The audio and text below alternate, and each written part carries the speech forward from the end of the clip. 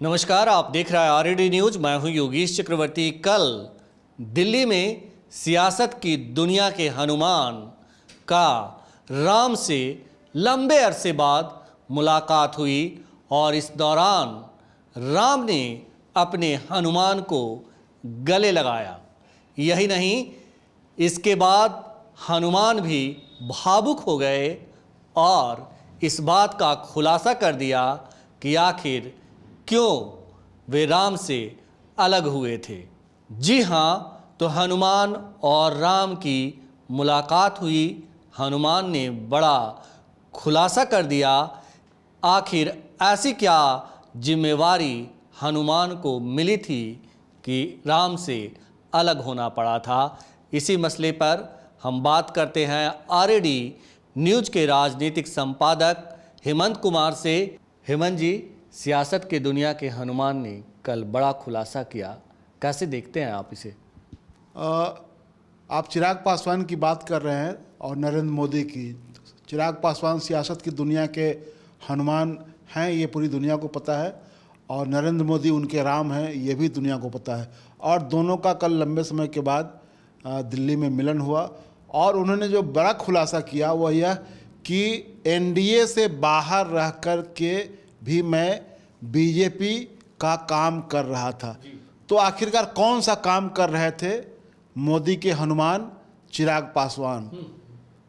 पूरी दुनिया की नज़र है इस सवाल पर, इस जवाब पर कि चिराग पासवान मोदी जी का कौन सा काम कर रहे थे एनडीए से बाहर रहकर। तो मैं समझता हूं कि जो सबसे पहला काम और जो सबसे बड़ी जिम्मेवारी उनको शायद मोदी जी ने दी थी वह थी नीतीश कुमार की लंका जलाने की। और यही काम वो कर रहे थे, क्योंकि उन्होंने जब ये बयान दिया उस बयान में बहुत उन्होंने खुलासा नहीं किया कि हम कौन कौन काम कर रहे थे। सिर्फ उन्होंने कहा कि मैं एनडीए से बाहर रह करके बीजेपी का ही काम तो कर रहा था। तो कौन सा काम कर रहा था, कौन सा सबसे बड़ा काम उन्होंने किया? सबसे बड़ा काम किया 2020 के बिहार विधानसभा चुनाव में नीतीश कुमार की लंका जलाने की। नीतीश कुमार को 45 पर समेट दिया उन्होंने। तो नीतीश कुमार की पार्टी सिकुड़ करके कहाँ चली गई? तीसरे नंबर की पार्टी बन गई बिहार में। एक नंबर की पार्टी आरजेडी थी, 2 नंबर की पार्टी बीजेपी थी, तीसरे नंबर की पार्टी जेडीयू हो गई, नीतीश कुमार की पार्टी। तो यह बड़ा काम किसके बूते संभव हुआ था? वह हुआ था चिराग पासवान की वजह से, क्योंकि चिराग पासवान ने उन तमाम सीटों पर अपने उम्मीदवार खड़े किए थे जिन सीटों पर जेडीयू के उम्मीदवार थे। बीजेपी के खिलाफ उन्होंने कोई उम्मीदवार नहीं दिया था। ये गौर करने वाली बात है। बीजेपी का ग्राफ भी इसी वजह से इतना बढ़ गया कि नंबर 2 पार्टी बन गई।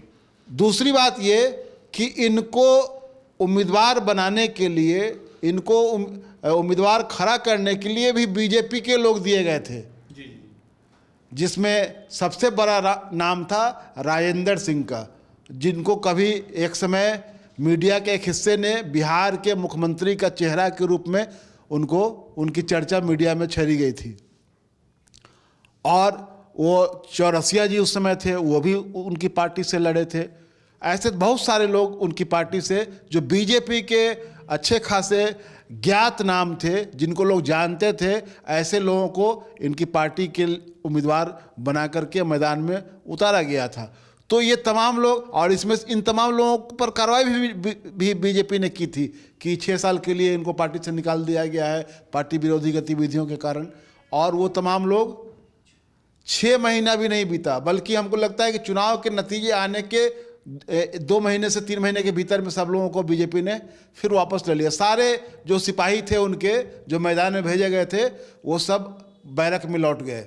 मतलब राजनीतिक विषाद बिछाए गए थे, गेम खेला गया था। बिल्कुल। तो पहला काम जो इन्होंने किया चिराग पासवान ने, कि मोदी जी की जिम्मेवारी, मुझे लगता है कि यही जिम्मेवारी उनको मिली थी और बखूबी इस जिम्मेवारी का निर्वाह किया। और वो कह भी रहे थे कि हम चाहते हैं कि बिहार में बीजेपी और एलजेपी की सरकार बने। लेकिन यह तो संभव नहीं हुआ।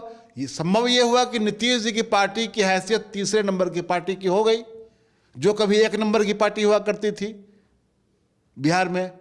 तो उसकी हैसियत घट गई, नीतीश जी की पावर कम हो गई। तो एक काम तो चिराग पासवान ने ये बड़ा काम किया, और जो लोग कह रहे थे कि मैं एनडीए से बाहर रह करके बीजेपी का ही काम कर रहा था, लेकिन वो बाकी कुछ जो है उसमें एक चीज़ गौर करने वाली बात है कि चिराग पासवान ठीक है वो एनडीए के बाहर रह करके बीजेपी का काम कर रहे थे, लेकिन चिराग पासवान के साथ बीजेपी ने क्या किया इस पर भी गौर करना जरूरी है। चिराग पासवान को शिखर से शून्य पर ला दिया गया। जी। अर्श से फर्श पर लाने वाली जो कहावत है वो इनके साथ किया गया। चाचा भतीजे को तोड़ दिया। बिल्कुल चाचा भतीजे में टूट हुई, पार्टी टूट गई, इनके सारे सांसद इनको छोड़ करके उनके साथ चले गए। इनके एक विधायक जो थे मटिहानी से जीतकर राजकुमार सिंह जो आए थे, वो उनको जेडीयू ने ले लिया अपने साथ, ये खाली हो गए। तो ऐसा क्यों हुआ? उसके बाद और क्या हुआ कि इनका बंगला भी खाली कराया गया। 12 जनपद जो लगभग 30 सालों से अधिक समय से उस पर उनका कब्जा था, इनको बेघर किया गया और इनका सामान बाहर फेंकवाया गया, जिसको लेकर के मीडिया में ये रो गा रहे थे और बता रहे थे कि मेरा अपमान हुआ है, मैं नहीं चाहता था कि मैं यहीं रहूं, लेकिन मेरे साथ अपमानजनक व्यवहार हुआ है। मैं उससे पहले एक चीज़ जोड़ना चाहूँगा कि जब इनका सामान फेंका गया था, उससे पहले उन्होंने मीडिया में ये दावा किया था कि जब हनुमान का वध होता रहेगा तो राम मुखदर्शक नहीं बना रहेगा। तो इस दौरान राम मुखदर्शक भी बने रहे, तमाम गेम खेलते रहे और इनके हनुमान का वध भी हो गया, अपमानित भी हो गए, राजनीतिक हैसियत भी मिट्टी में मिल गई, एक तरह से कहिए कि मिट्टी में ही मिल गई। और बावजूद इसके हनुमान का प्रेम कम नहीं हुआ, ये बड़ी बात है। बिल्कुल वो बड़ी बात है। तो हम ये बता रहे थे कि उनको जो जवाबदेही मिली, नीतीश कुमार का तो नाश किया ही इन्होंने, उनकी लंका लगा दी। दूसरी तरफ इनके साथ क्या हुआ? दूसरी तरफ इनका हुआ कि इनका घर खाली कराया गया और इनके पिता के निधन के 1 साल के भीतर ही इनकी पार्टी टूट गई। पार्टी टूटी, घर खाली नहीं हो इसके लिए हाईकोर्ट तक गए थे, हाईकोर्ट ने उसमें हस्तक्षेप करने से मना कर दिया था। अंततः इनको घर खाली करके जाना पड़ा। इनकी पार्टी टूटी, इनके सारे सांसद चले गए इनके चाचा के साथ, इनके चाचा केंद्र में मंत्री बन गए, ये बाहर घूमते हुए रह गए। ये अभी तक घूम रहे थे, कल 18 जुलाई के पहले तक ये घूम ही रहे थे बाहर, और ये एनडीए में इनकी वापसी 18 जुलाई को हुई। और जो इन्होंने कहा कि ये मैं उनका काफ़ी सम्मान करता हूँ, मोदी जी ने इनको गले लगाया, इन्होंने अपने चाचा के पाँव छुए, चाचा ने इनको आशीर्वाद दिया।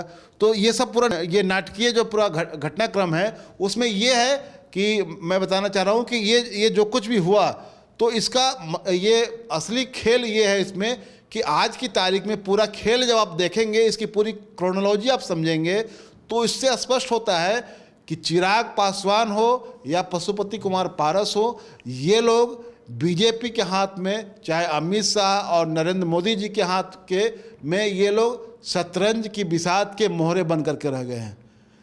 समय के अनुसार कहाँ इनका इस्तेमाल करना है, कहाँ इनको बिसात से बाहर कर देना है, कहाँ इनको बिसात पर लाना है, ये इसी रूप में इस्तेमाल किए जा रहे हैं। इसका ये बात कहने के लिए मेरे पास आधार ये है कि आप देखेंगे कि इनका इस्तेमाल हुआ 2020 के चुनाव में, और ये वो पूरा कैलकुलेटिव गेम मैं मानता हूँ उसको कि पूरा वो कैलकुलेटिव गेम था, और उस गेम के तहत इनको लगाया गया चुनाव में, और इन्होंने उस चुनाव में बखूबी बीजेपी की मदद की। बीजेपी मजबूत पार्टी बनकर के उभरी, नीतीश कुमार की हैसियत कम हो गई। तो उसमें एक काम ये हुआ कि जब इनका काम वहाँ पर ख़त्म हो गया, तब क्या हुआ कि पार्टी इनकी तोड़ी गई।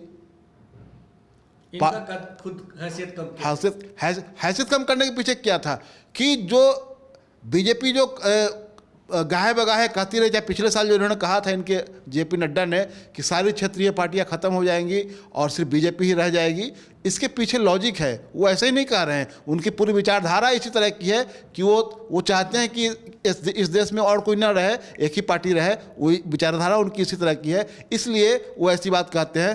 तो उनका इस्तेमाल भी किया गया और उनकी हैसियत भी बताई गई। इस्तेमाल किया गया अपने राजनीतिक लाभ के लिए, बीजेपी ने राजनीतिक लाभ के लिए उनका इस्तेमाल किया और उनको उनकी पार्टी को तोड़ करके उनको अर्श से फर्श पर ला करके उनकी हैसियत भी दिखा दी गई कि हमारे बिना आपकी कोई कल्पना नहीं है। और इतने सालों तक 20 से लेकर के आज 23 3 सालों तक वो सड़क पर रहे। लिखो और फेंको वाली बात हो। हाँ, सड़क पर रहे। तो बीजेपी ने बखूबी इनका इस्तेमाल किया और आज की तारीख में जब सामने चुनाव है लोकसभा का, उसके बाद बिहार विधानसभा का चुनाव होगा, तो चिराग पासवान को इसलिए लिया गया है कि चिराग पासवान एक युवा चेहरा हैं, उनकी अपनी फैन फॉलोइंग है, और दूसरा कि उनके साथ जो लोग हैं उनका अपना उनकी राजनीति पर चाहे समाज पर उनकी अपनी पकड़ है। तो ये पकड़, चाहे ये फैन फॉलोइंग ये पशुपति कुमार पारस की नहीं है। तो आज की तारीख में बीजेपी को चुनना था कि कौन होगा, किसका इस्तेमाल करना है हमको, कौन चेहरा मेरे लिए ज़्यादा उपयुक्त होगा। तो आज की तारीख में पशुपति कुमार पारस के मुकाबले में चिराग पासवान उनके लिए ज़्यादा उपयुक्त हैं, इसलिए चिराग पासवान की एंट्री कराई गई है। क्योंकि एक वोकल उनकी आवाज़ में भी दम है, उनका चेहरा भी लोगों को अपनी ओर आकर्षित करता है, जो कि पशुपति कुमार पारस में नहीं है। ना उनकी आवाज़ में दमखम है, ना उनका चेहरा लोगों को आकर्षित करता है। जी, जिस तरह से एंट्री करवाई गई है इनकी चिराग पासवान की, मुझे लगता है कि अगर विपक्षी दलों की बैठक नहीं होती तो शायद ये टल करके और आगे जाता। कहीं ना कहीं चिराग पासवान को नीतीश कुमार का शुक्रिया करना चाहिए, लालू यादव का शुक्रिया करना चाहिए, जिनकी वजह से इतना पहले, मतलब लोकसभा चुनाव विधानसभा चुनाव में अभी दे रहा है, उससे 1 साल पहले उनकी एंट्री हो गई।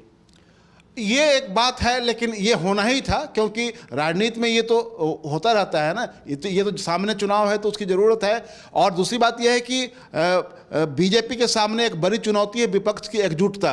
एकजुट होता हुआ विपक्ष उनके सामने एक बड़ी चुनौती है, और उस चुनौती से जूझने के लिए बीजेपी को अपने सहयोगियों की संख्या दिखाना, एक परसेप्शन बनाना कि राष्ट्रीय स्तर पर उनके साथ इतनी पार्टियां हैं। जो 38 दलों का जो पूरा आंकड़ा दिखाया जा रहा है वह यूं ही नहीं है। आज जैसे कि वो जेडीयू के राष्ट्रीय अध्यक्ष लाल सिंह ने जो कहा है कि उसमें 38 में 22-23 ऐसे दल हैं जो कि पूर्वोत्तर के हैं, नॉर्थ ईस्ट के हैं, उनको जिनकी कोई बहुत अधिक राजनीतिक हैसियत जिनकी नहीं है। तो ऐसे लोगों को जोड़ करके ये 38 की संख्या पूरा रहे हैं। आज तक कभी मोदी जी ने एनडीए की बैठक नहीं बुलाई, आज तक कभी बैठक नहीं हुई। हम भी 5 साल पार्लियामेंट में रहे एनडीए में, लेकिन नहीं हुई बैठक। अब उनको काहे का बैठक बुलाने का चिंता हो गया? तो घबराहट में ही ना, हताशा में ही ना, जिसको बुलाए हैं 23 गो सीट है पूरे पूर्वोत्तर राज्य में, और 15-16 पार्टी को पूर्वोत्तर राज्य से बुलाए हैं। तो ऐसा जमा करते रहिए, ये आपके हताशा का और घबराहट का परिचायक है। 2024 का चुनाव आप बुरी तरह पराजित हैं। तो ये जो है उनका इस्तेमाल जो हुआ, ये चिराग पासवान का जो आप कह रहे हैं कि विपक्ष को एकजुट होते हुए देख करके उनको लाया गया है, एक फैक्टर ये है कि विपक्ष एकजुट हो रहा है तो बीजेपी की चिंताएं बढ़ी हुई है। बीजेपी भी अपने आप को मजबूत कर रही है और सहयोगियों को जोड़ रही है। वो कमज़ोर मजबूत जो भी हो, लेकिन ऐसे सहयोगियों को बीजेपी अपने साथ ले रही है। उसी कड़ी में चिराग पासवान की भी वापसी हुई है। और जो चिराग पासवान कल तक कह रहे थे कि हम हाजीपुर छोड़ेंगे नहीं, चाचा कह रहे थे कि हम नहीं छोड़ेंगे, वो हम वहाँ से हम सांसद हैं तो हम नहीं छोड़ेंगे, ये कह रहे थे कि मेरे पिता की विरासत है। कल दोनों इस मसले पर ये मौन दिखे और इन्होंने कहा कि वो मेरे चाचा हैं, मैं उनमें अपने पिता की छवि देखता हूँ, और ये चाचा कह रहे हैं ये सब घरेलू बात है, इसको ज़्यादा तूल नहीं देना चाहिए। तो कुल मिलाकर के ये है कि उसके पहले, मिलन से पहले जो मुलाकात की तस्वीरें आ रही थी उसमें जेपी नड्डा से ये मिल रहे हैं, अमित शाह से मिल रहे हैं, और फाइनली वो नरेंद्र मोदी से मिल रहे हैं और नरेंद्र मोदी जी ने इनको पूरा गले लगाया, गले लगा करके पूरा पीठ थपथपाई इनकी। तो यह है कि इनको तवज्जो दिया जाएगा, क्योंकि ऐसे चेहरे की, ऐसे वोकल आवाज़ की, मजबूत आवाज़ की ज़रूरत मोदी जी को और बीजेपी को है, क्योंकि ऐसा जादू की झप्पी तो दे दी पीएम मोदी ने, लेकिन क्या आपको ये लगता है कि ये हमेशा बरकरार रहेगा, मोहरे की तरह इस्तेमाल करके फिर फेंक नहीं दिए जाएंगे? देखिए, यही सबसे दुखद पहलू है। सबसे बड़ा दुखद पहलू ये है कि ये लोग दलित राजनीति के ये चेहरे बताए जाते हैं और कहे जाते हैं कि दलित समाज का ये प्रतिनिधित्व करते हैं, लेकिन असल में ये प्रतिनिधित्व किनका कर रहे हैं? प्रतिनिधित्व तो दलित समाज का करते हुए नहीं दिख रहे हैं। ये राजनीतिक मोहरा बन करके एक तरह से रह गए हुए हैं। चिराग पासवान, उनके चाचा, ये तमाम लोग जो हैं राजनीतिक मोहरा ही बन करके रह गए हुए। नहीं तो ऐसा इस्तेमाल आप और कहीं नहीं देखेंगे। आप इस तरह का इस्तेमाल जो हो रहा है कि आपका इस्तेमाल करके अपनी ताकत भी बढ़ाई जाए, उसके बाद आपकी ताकत को धूसरित कर दिया जाए, आपको मिट्टी में मिला दिया जाए, उसके बाद फिर आपको उठा करके गले लगा लिया जाए। तो ये वाला जो नाटक है, ये नाटक जो है, ये आपकी हैसियत को एक मोहरा के रूप में तब्दील कर देता है। ये इसका मूल बात ये है इसमें। जी हेमंत जी, आपने एक चीज़ और छोड़ दिया। कल चिराग पासवान ने पीएम मोदी से मुलाकात के बाद ये भी कहा कि उन्हें अपनी व्यक्तिगत चिंता नहीं, बिहार की चिंता है। उन्होंने बिहार फर्स्ट और बिहारी फर्स्ट की चिंता है। अब पीएम जो है बीजेपी ने उनके ग्रीवांसेज को जो है मान लिया है। तो क्या आपको ये लगता है कि बिहार फर्स्ट, बिहारी फर्स्ट की बातें मान ली गई है, या चिराग पासवान की व्यक्तिगत जो हित थी उसे मान लिया गया है कि आपको 5 सीटें 6 सीटें मिल जाएगी, आप उसे जिसे चाहें बांट दें या जिस तरह से चाहें भुना लें? देखिए, बीजेपी की नज़र जो दलितों का वोट है, खास करके पासवान बिरादरी का जो वोट है 6-7%, उस पर उनकी निगाह है। तो इसको माना जा रहा है कि जो रामविलास पासवान की जो विरासत है, तो उसमें चिराग पासवान ज़्यादा प्रभावी प्रभावी दिखते हैं। तो कुल मिलाकर के वहाँ पर उनकी नज़र है। लेकिन इस पूरे खेल में चिराग पासवान की जो हैसियत जो बना दी, भले ही वो कुछ भी कहे, लेकिन वो एक तरह से आप कहिए कि उनकी एक स्वतंत्र पहचान, एक इंडिपेंडेंट आइडेंटिटी जो होती है राजनीति में, उस पहचान को एक तरह से ये धूसरित करने की कोशिश बीजेपी ने की है। इसमें बहुत बीजेपी कामयाब भी हुई है। यही वजह है कि चाचा भतीजे को एक प्लेटफॉर्म पर लाया गया है और ये दोनों को उसकी हैसियत बता दी गई है कि आप लोग आपस में मिल जाइए, अन्यथा फिर हमारे पास आपको ठीक करने के भी उपाय हैं। और यही वजह है कि दोनों जो है अचानक अपने मतभेद भूल गए। कल तक पशुपति पारस क्या कह रहे थे कि दिल टूटता है तो नहीं जुटता है, दल तो जुट जाता है, लेकिन दिल टूटता है तो नहीं जुटता है। तो वो कह रहे थे कि दिल हमारा टूट चुका है उनसे और वो नहीं जुटने वाला है। और अचानक सब कुछ लगा कि सब कुछ जुट रहा है। मैं ये भी आपसे जानना चाहूँगा कि जिस तरह से आपने कहा कि बीजेपी ने इनकी राजनीतिक हैसियत बता दी है, यही आरोप चिराग पासवान सीएम नीतीश पर लगाते हैं कि जब भी बिहार में इनकी पार्टी आगे बढ़ी, कुछ सीटें आई तो उसे तोड़ दिया गया और उनके पिता की विरासत को कम करके आंका गया। उनके पिता के कद को छोटा करने की कोशिश हमेशा नीतीश कुमार ने की। इसी बात की उन्हें चिढ़ है। तो फिर वो उस समय को याद कर रहे हैं जब 2005 में के पहले चुनाव में, यानी कि फरवरी वाले चुनाव में, जब सरकार नहीं बन पाई थी बिहार में। लेकिन मैं वही कह रहा हूँ कि 2005 के फरवरी वाले चुनाव में इनकी पार्टी, रामविलास जी की पार्टी को 29 सीटें आई थी। और जब सरकार नहीं बन पाई, अब जब अगले उसी साल अक्टूबर में फिर चुनाव हुआ, उसके पहले इनके आधे से अधिक विधायक जो है वो भाग करके नीतीश कुमार के साथ चले गए, नीतीश कुमार अपने साथ लेकर चले गए। तो ये बात तो है। हाँ, और क्या कहना चाह रहे थे आप? मैं ये कहना चाह रहा हूँ कि वो तो उस बात को तो चिराग पासवान समझ रहे हैं, लेकिन जिस तरह से बीजेपी ने इनकी औकात बताई है, कहीं ना कहीं उससे, यानी कि सीएम नीतीश से ज़्यादा बड़ी दुर्गति कर दी है इनकी, बावजूद इसके ये चीज़ें इनको समझ में नहीं आ रही। देखिए, समझने की बात जहाँ तक है, मुझे लगता है कि चिराग पासवान के लिए दिल्ली छोड़ना मुश्किल है। वो दिल्ली के जो ये पावर कॉरिडोर है उसमें ज़्यादा अपने आप को ये कंफर्टेबल महसूस करते हैं, ज़्यादा वो कंफर्ट जोन में वहाँ महसूस करते हैं। तो इसीलिए वो हैं तो बिहार, लेकिन वो बिहारियत वाले उनमें है नहीं। बिहार फर्स्ट, और ये क्या नारा है, बिहार फर्स्ट बिहारी फर्स्ट जो उनका नारा है। इसके बावजूद आप ये देखें कि वो बिल्कुल ग्राउंड लेवल पर उतर करके नीचे तक जा कर के काम करने के लिए के इसमें नहीं रहते हैं। यानी कहते हैं ना कि वो धूल मिट्टी लगा करके पूरा लड़ने की बात जो होती है, जी जान लगा करके, वो वाला नहीं है। एक कंफर्ट जोन में रहने वाली स्थिति है, तो उनको दिल्ली ज़्यादा सूट करता है। तो दिल्ली के गलियारे में आज की तारीख में सबसे ज़्यादा सूटेबल कॉम्बिनेशन कौन सा है? वो बीजेपी है।